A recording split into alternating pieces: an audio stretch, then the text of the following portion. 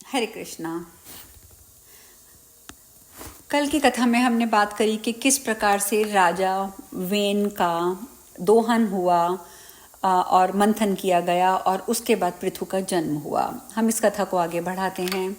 सूत जी कहते हैं, द्विजवरों ऋषियों के पुण्यमय संसर्ग से, उनके वार्तालाप करने से, उनके द्वारा शरीर का मंथन होने से वेन का सारा पाप उस काले रंग के पुरुष के रूप में बाहर निकल गया। तत्पश्चात उसने नर्मदा के दक्षिण तट पर रहकर तपस्या आरंभ करी। तृणबिंदु ऋषि के पाप नाशक आश्रम पर निवास करते हुए वेन ने काम क्रोध से रहित होकर 100 वर्षों से कुछ अधिक काल तक तपस्या की।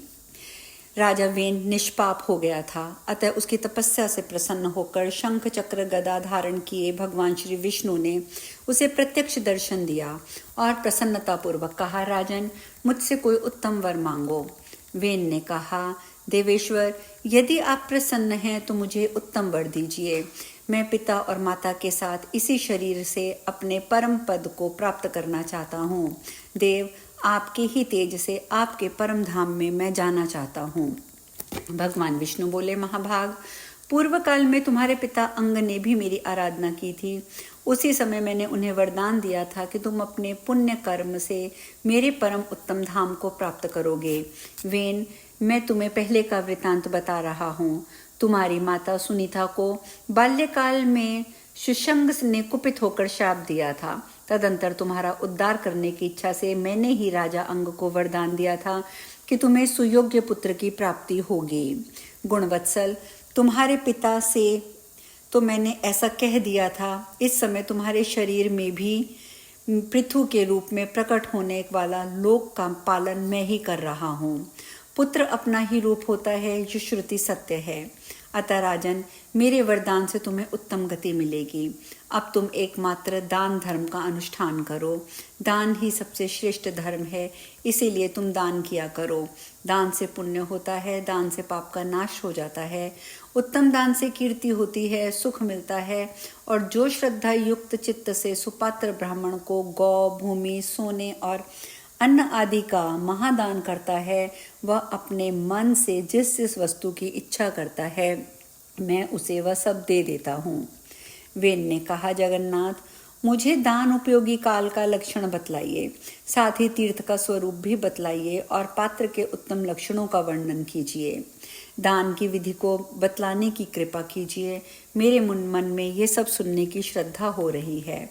भगवान विष्णु बोले, राजन, मैं दान का समय बताता हूँ। महाराज, नित्य, नैमित्तिक और काम्य, ये दान काल के 3 भेद हैं। चौथा भेद प्रायिक अर्थात मृत्यु संबंधी कहलाता है। भूपाल, मेरे अंशभूत सूर्य को उदय होता देखकर जो जल मात्र भी अर्पण करता है, उसके पुण्य वर्धक नित्य कर्म की कहाँ तक प्रशंसा की जाए। अर्थात सूर्य को जल देना, उसके उदय होने पर उसे जल देना सबसे उत्तम पुण्यवर्धक कर्म बतलाया गया है।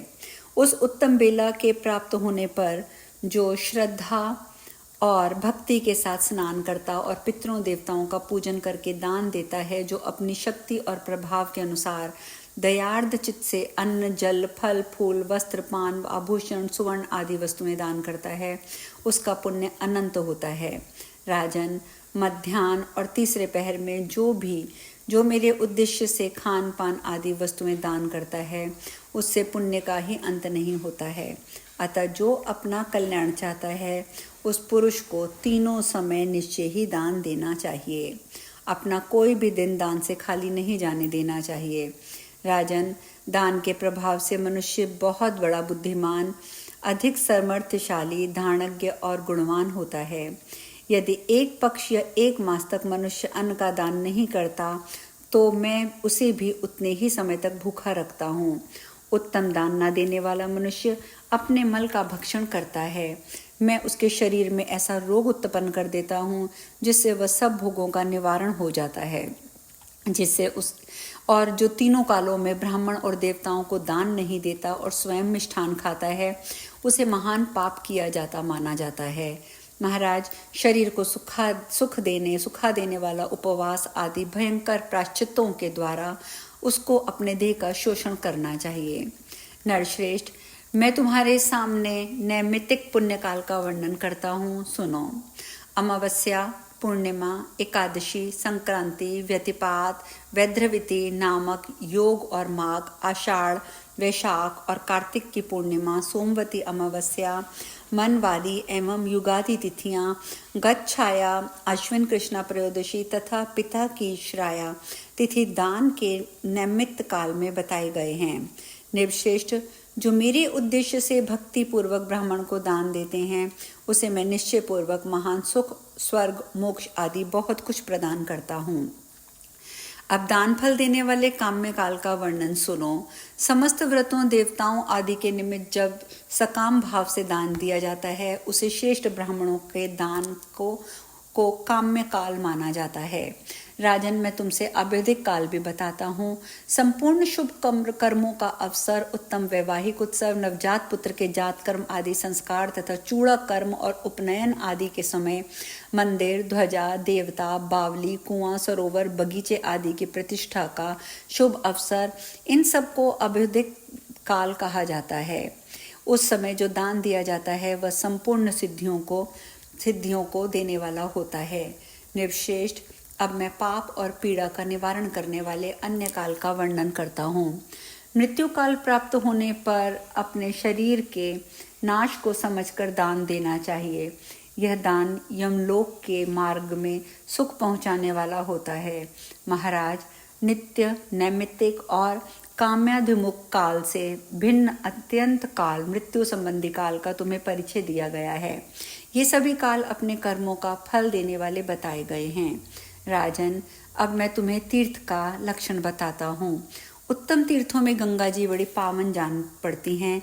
इनके सिवा सरस्वती, नर्मदा, यमुना, तापी, चर्णवती, सरयू, घाघरा और वेणा नदी भी पुण्यमयी और पापों का नाश करने वाली हैं।